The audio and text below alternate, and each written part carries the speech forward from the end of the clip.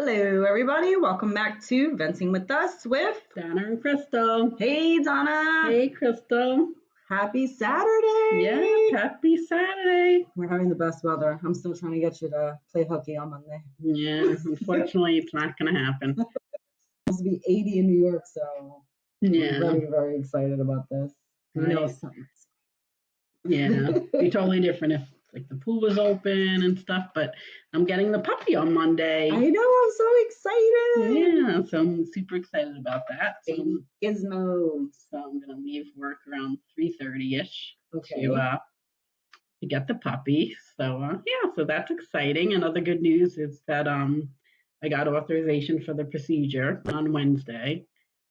So hopefully that helps my back pain.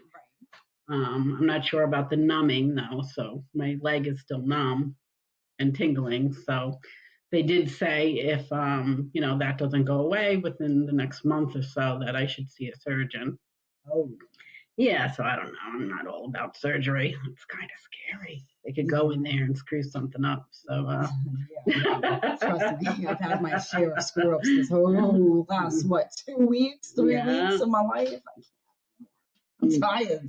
Yeah, I'm sure. Well, why don't we go into that and see how's everything going? How'd your week go? And why don't you update us on what's going on? And okay, it's been a little bit crazy, and I haven't been. I'm very private, and it's just been a really rough week. I think when I go through the motions, though, it's like I kind of feel like, okay, I just need a little bit of space, which will freak some people out. Mhm. But because you've known me long enough, kind of when to just give her a break, So basically, long story short, my mom's been in the hospital. My mom has multiple sclerosis. And for those that don't know what it is, which now a lot of celebrities are getting it, so a lot of people are more aware of it. Right. A lot of people should be aware of the condition. It's it's a disease that really messes up your nerve system and the functions in the brain. So my mom was diagnosed with multiple sclerosis at 21. And, I've seen all of the transitions of this illness, and it's not the most prettiest thing, but, she's been in and out of the hospital for almost a month now. Next week would technically be a month. And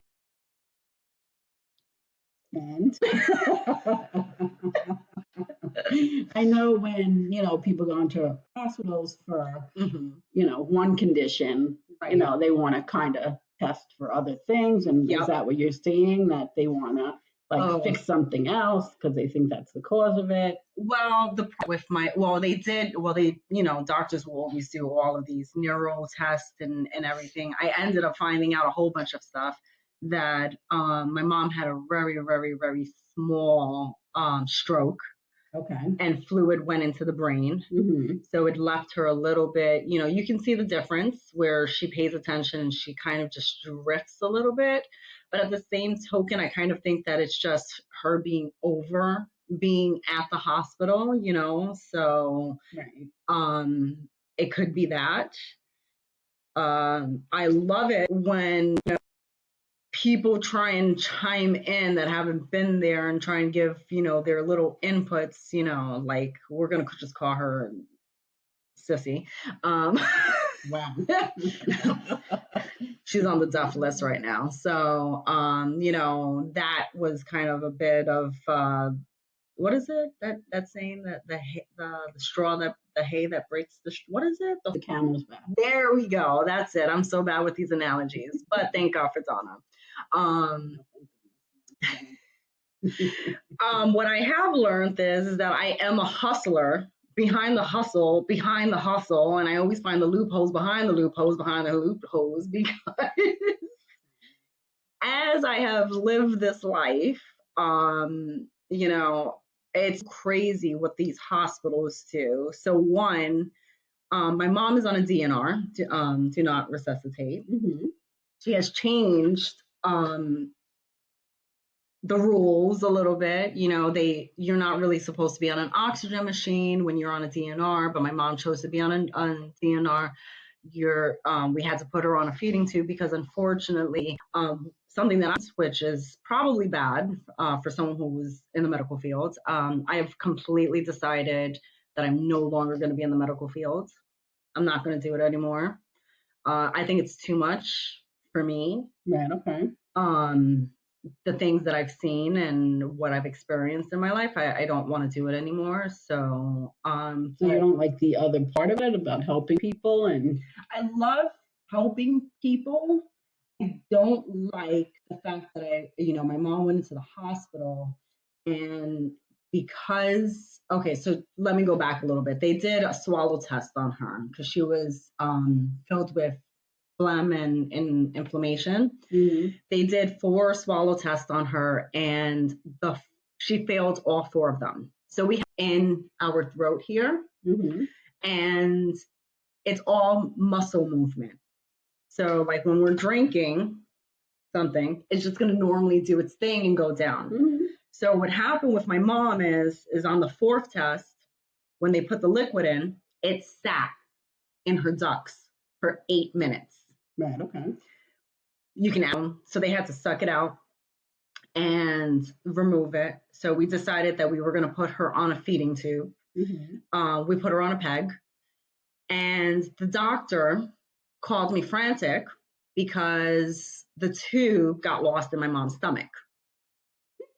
And he calls you frantic? And he calls me frantic. And I'm not the most calmest person in situations like this. I'm already dramatic, and it's probably not a good deal to do that to a more dramatic person. So you could imagine, so they had to do another surgery to go back in and find the tube and connect it back. So that's what they did. So now she has 2 stitches in her stomach, so that way the tube can stay in place. Unfortunately, what had happened though is that along the ways of having this feeding tube, she started to build up more fluid and liquid into her lungs. So then they had to take her off the feeding tube and give her all of these things to keep her calm. Mm-hmm. So, that freaks me out a little bit, because it's like you're going in and these things are not supposed to happen. Right. And what you don't want is the doctor saying, I've done this procedure many, many, many, many times, and this is the first time this has ever happened. I don't know that. Right. It doesn't matter if it's the first time. It happened. Exactly. So now, that was just crazy. And then on top of it, then she went back to her nursing home. My mom's been in a nursing home for 22 years. She gets sick, gets sent back to another hospital, which I don't know if I can say it or not, but and then we're in the emergency room. This is not funny, but this is just my nervous. Wait, but I thought the other hospital, I didn't think the first hospital lost the feeding tube. Yeah, it was the first hospital. It's when then when we moved her over to, the SB hospital. And I'm going to call him out, Michael. Freaked me out. I'm walking into the emergency room, and the first thing that he's telling me is like, yeah, well, you only have a couple more days. So unprofessional. Right. Just, be like, this is what's going to happen. This is what we're going to do. I think there's just so much of a better wording. Just the bedside manner. Overall, it was right. a terrible experience for someone, you just don't do that. Right. I don't like that, it's just everything. Yeah, no, unfortunately, some people, I mean, I remember my dad got sick and he had pulmonary hypertension. And we took him to the hospital and they told us he only had, now he was bad, like he needed a lung transplant and he didn't want to do it. I still don't understand why, but anyway, they told us he had a week to live. And I was, 26 years old at the time. Like I freaked out and he lasted a year. That's what I'm saying. Yeah, so they should just not say anything. No. See, so we're going on that, and then on top of it, they one or the other. I don't know, and I don't know the difference between the RNs and the LPNs and the LPs. Like I don't get because I I never think went. it's more schooling, I think. You're probably 100% right. I don't know. I went for one thing. I went for medical billing at the time, but I've always, I had acting, so I really could care less. Um, but she inserted the needle for the IV in my mom's. I don't know what would this part of your hand be called? Your wrist, whatever. Right. They put it here. They did not do it right. So when they went to go flush, it burned the shit out of my mom. So now my mom's arms are all brown and bruised Right. Okay. and Wow. everything. So it's just a lot of incompetence. It's for me, if I don't have a good team around me and people that I trust, I am going to be that person that you hate that will probably get kicked out of the hospital. Donna, come get me. I'm going to jail. Oh my God. So I went to the hospital almost every single day. I was literally on burnout, because I was calling you, to see who was on her shift, like to the point. And I really have to thank Rochelle, Lauren, Katrina, Marissa, Lawrence. I know I'm forgetting a whole bunch of people that really did not have they were not really a part of my mom's patient, but they were going in and really taking care of my mom. So I really, really thank you guys. It got to the point, okay, well, we might have, I'm like, no, you have Marissa, but Lauren is off this week. She won't be back until Friday. And Lawrence is working the loading dock. I should not know those things, but that's how neurotic I am. So I just made friends everywhere. Right. Okay. you know, but hopefully we're praying to God that that she gets sent home tomorrow from the hospital and she gets back because my mom is just over it. She's just really, really over it. Yeah, I'm sure being in the hospital that long, getting poked and prodded, and Exactly. it's not fun for anybody. No, and it was so crazy because the doctor called me yesterday and he was like, she's still not speaking and she's not doing, we want to run a little bit more neurology test on her. And I'm like, no, we're done. The next step is to try and get her feeding under control so she doesn't aspirate and get her back into a more normal function. Because at this point, my mom is not going to talk to you. And it's funny because when, now I'm noticing certain traits that I take from her. So, and one the biggest one is I shut down. Right. Okay. If people keep pushing. So that's exactly what happened with my mom. So when I came to the hospital yesterday, I was playing, I knew what would get her into a good mood. And she loves Lisa and the Coke Jam, and she loves all that music. So we were playing the music and she was remembering how to play the piano and she was remembering how to play the guitar because he was in a band. Oh, he was? Okay. Yeah. So she remembers that. And the fact that she was even doing that and she was remembering the keys and everything, it was like, okay, this is all she needs. She needs to get out of the hospital. Right, of course. I called the doctor. Yeah, have his number. And I was like, you need to come up to my mom's room when you have a second. He came up and I was like, look at how good. He's like, oh my God, much better because she didn't want to speak to me. I'm like, yes, because my mom is over it. It's been a month. Even me, not completely healthy, but I'm a pretty healthy person. And if I was here for a month, I would be miserable. Right, of course. So I thank you a lot because I couldn't do it by myself. Oh, of course. Well, that's what friends are for. Yeah, you can always pick your friends. You can't pick your family. No, unfortunately no. So, and then one of her, her workers came to see her yesterday. So, and she bought her balloons and it was a good day for her. So nice, I'm very excited to, just get back into a little bit of a rhythm. The most important thing and for me and what she said was, you haven't had the best life. Your mom wasn't the best person. I'm not gonna negate that. My mom wasn't around But here's the most important thing. Here's the life lesson. Oh, God. No, it's true. So at 21 years old, and now we're talking about the 80s. Okay, now this is probably right around like, and I might be off a little bit, like when AIDS came out and all this, none of the doctors knew what all these diseases were. I can only imagine being through the experience of not the person in the hospital, but being told that your mom's going to have X amount of days, this is what's happening, all of these things. My mom, a doctor telling my mom, okay, you have MS, multiple sclerosis.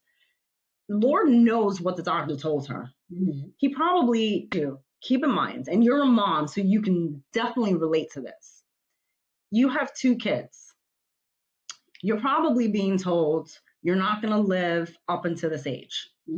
You're going to lose all your muscle functions. You're going to die. You're going to, whatever it is that the doctors told her at that time. My mom suffers from depression. So I can only imagine that because of the depression, she led into the direction that she did with us. Thank God for my grandparents, because my grandfather like really stepped it up and where he didn't have to do that. But I can, as an adult, can understand it now. How that can affect what her decisions with her children. Though it's not right, but at some point you have to say you have to forgive and move on. Right. No, you definitely have to forgive and move on. I mean, I guess I have a different viewpoint, and I guess I was talking to Frankie about this too, because I think you and him are similar in the or anything. No, that's okay. That's the great thing about us. But you don't have children. Okay. So being a mom, being a child, having children, even at 21 years old, even if I got life devastating news, I can't fathom how even with depression and like, I feel like, and I don't know your mom, and she could be this wonderful person, but I feel like you have to be a very selfish person to just think of yourself and you brought 2 people into the world. It's your responsibility to take care of those people, make those people feel safe. And I feel like, yes, she was going through a lot and she was depressed. And sometimes some people just aren't cut out to be parents. So thank God for your grandparents or your grandfather that he did, step up because of the fact, yes, she was going through a lot. But and we're not going to get into like your childhood or anything like that. Told me it's still, even though the things she was going through and what she was doing, there still had to be a moment like, oh my God, where are my kids? I have 2 little kids, and she was so focused on herself and her issues, which again, I was never in that position. Like I was in that, believe me, when I was going through my divorce, I was very depressed. And I can tell you right now, if it wasn't for my kids, I probably wouldn't be here. I probably would have committed suicide. That's how devastated I was going through my divorce. Because this is somebody that you loved and you thought you were going to spend the rest of your life with. And for them to just leave with no warning signs, nothing. But I had to look at, I have 3 kids that depend on me. So this is a very selfish thing for me to just, you know what I'm saying? But if I didn't have those kids, I probably wouldn't be here. Because I remember when my dad died, and like I said, I was 27 years old. I remember thinking, I'm just going to drive through this red light. That's how devastated I was that he was gone, and I was only 27. And my 2 brothers took it very hard, and my mother did. Nobody was there for her. So me, the baby, had to be strong for her. That's why I always joke now, God forbid, because my mother's 92, God bless her. God forbid the day comes when she's gone. I tell my kids, you're on your own, because I'm not going to be strong for anybody. you know what I'm saying? So I think when you have kids, it's your responsibility to take care of them. Right. So that's my only, like I said, I don't know your mom. She could be this wonderful, beautiful soul inside and just made just very bad decisions. But Right. for me, I can't understand it. Understand it. So I don't think you should make excuses. Yes, I think you're a bigger person than me because I could not do what you're doing. Like I would be able to forgive her maybe. I definitely wouldn't be able to forget, and I definitely wouldn't be able to step up for her like you are because she never ever stepped up for you. I know. You know, so you are definitely a 10 times better person than I would ever be. So I do respect you for that. You don't know. Yeah, no, I kind of just feel like in my heart. Again, I don't know if this is growth. I don't know, but we were having so many I think we got so much closer with this whole situation also. But you know, because even me telling you I'm going to the hospital, and I know that it was like almost what every day, and you're like, oh my god, I can't believe you're going back to the hospital again. Right? Not in a bad way, but like the fact that you know I I wasn't speaking to my mother for a minute to now be on this pattern every single day, you know, and it's not about it's not about trying to look for forgiveness or like to do any of that stuff because some people are like, oh, they always go the extra mile when bad situations happen. For me, I'm a little bit past it because I've had the conversation with my mom and I forgave my mom. You have to forgive. You have to forgive and move. But at the same token, I've always been the one to kind of look um, at the positive view of it and not take it in so much of a negative. Yes, was she wrong? Yes, but you know what? I learned something.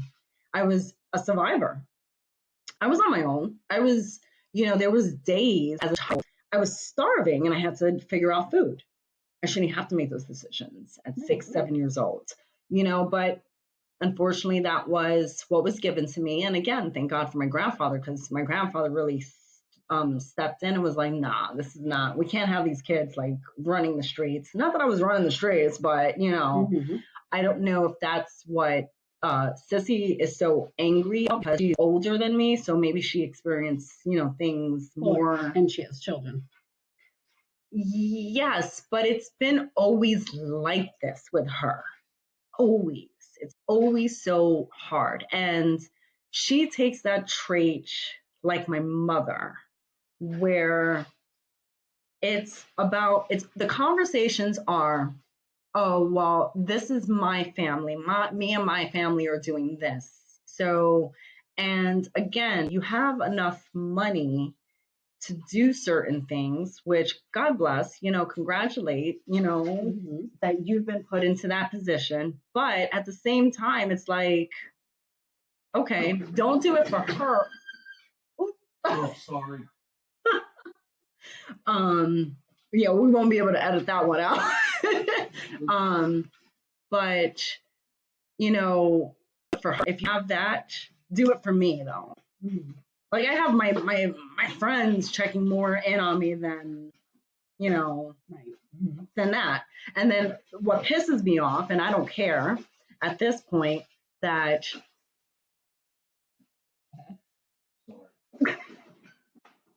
we're just gonna wait. That's your husband. He's all yours. We love the mess. But what was I saying? I forgot. I don't even know. Oh, I remember. Forgiving and No, her main concern was learning her fucking family history and where certain. Okay, look, I am to know about my family history. I've had enough. I think I'm good. But if that's what you need in your life, that's perfectly fine. I am okay with that. But here's the thing: there's a time and a place for everything, and it's just so inappropriate. Right. It's very inappropriate, you know? Right. So I'm just saying how it is, Yeah. you know? A tough situation, tough Right. spot.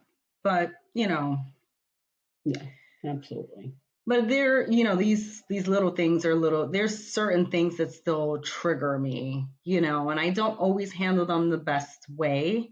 But it's so funny though, because I was saying this to myself this morning as I was getting ready to come here, was I think the only person that could ever get away with telling me I'm not thinking clearly, or if I'm not making the best decision, or maybe I'm overthinking something is probably you. God. Anybody else and I think that's only because I have so much trust issues. I have a lot of trust issues.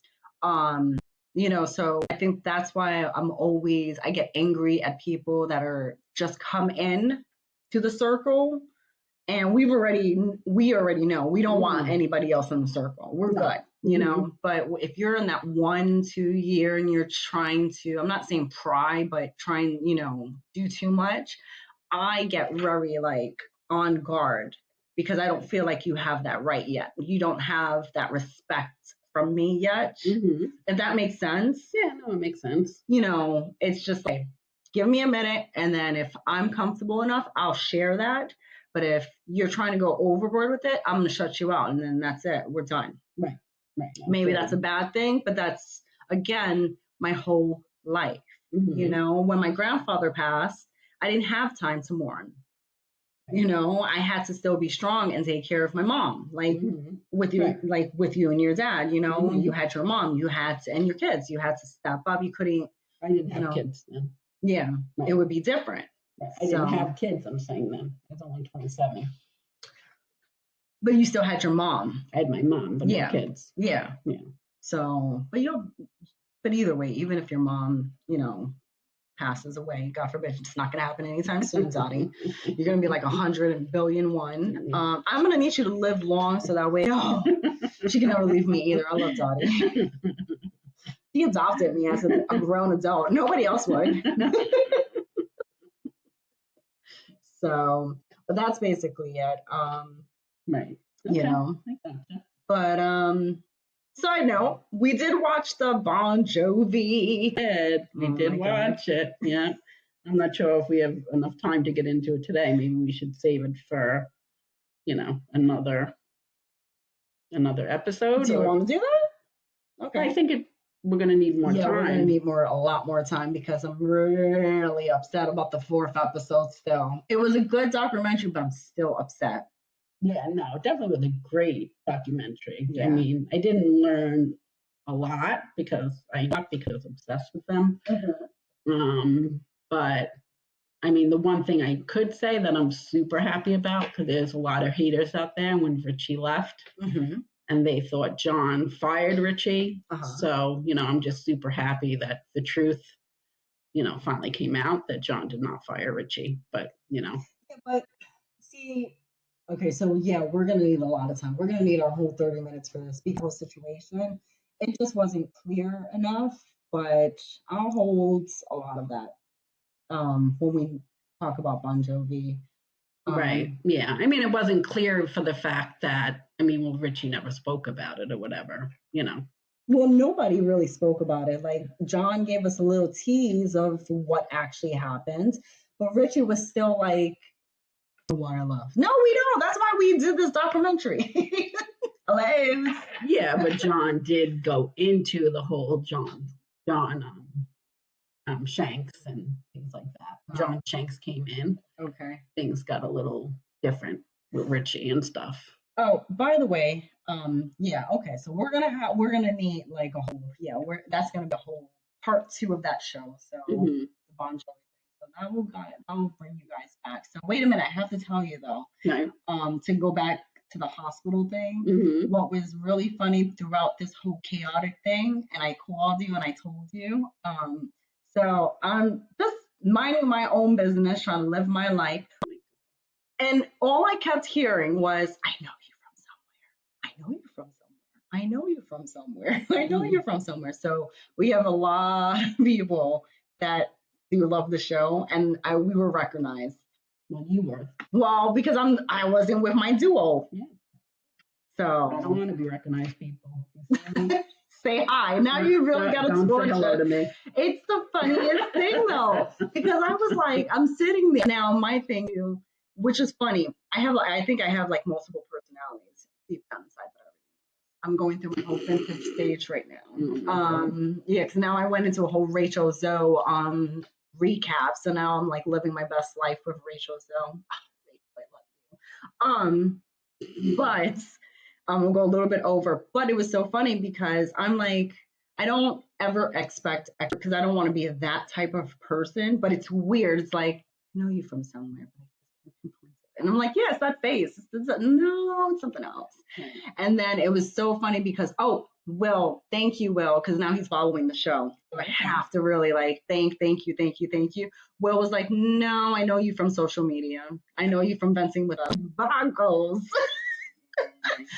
So it kind of led on up into the doctor who is now following the show as well.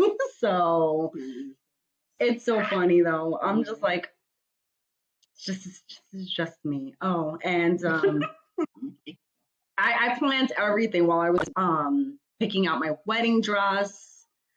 So, because I'm getting married. This doctor that's following us now? No, forget that. No, I still love my Austin Butler. I just need him to break up with his girlfriend so that way then I don't be the whore coming in between the relationship. So yeah, because the way you get him is the way you lose him. So yes, and that's why get him right. So. Austin, if you want to talk to me, love you. But with your girlfriend first. Oh my God. Oh yeah, but that Dr. K, I don't want to say the full name. Oh yes, he was dreaming. My mom was like this while he was taking like her pulse and everything. She was like, I was like, stop it. And then wait a minute, I have to tell you this really quickly. So then me and Rochelle were trying to fix her bedding. And my mom, since I've been, down a little more, things have been filling in. Thank you. Praise the Lord. I got my boobs back. But she went for the grab. And I was like, hello. I was like, there's a lot of padding in there right now. Things have happened. But then she went and scooped Rochelle's booty. I said, you are just sexually harassing everybody right now. Goodness. It's so funny. She's trying to find herself. She found herself. She really found herself in the boobs and the boot. Oh my God. Yep. And then there was one guy that I texted you. And remember, I told you, I was like, I don't know how much a patient transporter makes, but this guy, oh my God, to die for. And he asked me, he's like, do you have a boyfriend? And I don't even know what happened psychologically. And I said, what? But I don't know if I understood the question. And I just went with the first thing I said. And I was just like, I know, I'm so disappointed in myself. And he was hanging out and had the day off the next day. He could have, but he looked really, really, really like young. And yeah. I don't know. I think I'm too even young isn't good. No, see, and I think I'm even pushing it with Austin Butler, but how old is he? He is. I'm 32, so that might work. Yeah. No, that's not too bad. You know what it is? It's not his looks; it's his mannerisms. Every time I see a clip, it's his mannerisms, and that's so attractive to me. It was just like John. Acting. No. This was like real life footage that they did. Oh, so it's just a Yeah, he's a true gentleman. It reminded me a little bit of John. I can't wait for us to talk about the Bon Jovi thing. Oh my God. Yep. There was so many similarities when I was watching the documentary with us. So I can't wait to talk about this next week. I'm so excited. Why? There was nothing sad about these. What do you mean? He was so emotional when he was talking about his voice and not being able to tour, and when he was talking to his brother. And it's very emotional. I do like Dorothea. I do like her. I guess, whatever. You don't like Dorothea? What? She's still my man. That is true. No, she's still my man a long, long time ago. I was one of those girls that were heartbroken. He said a lot of girls were heartbroken today. Yep, thanks, John. Yeah, my 17-year-old self crying. John got married. What the hell? All right. We'll end it on that note. We will continue this next. All right. All right, guys. Love you. Have a great week. Have a good week. Bye, You guys. said you don't want to skip. Bye.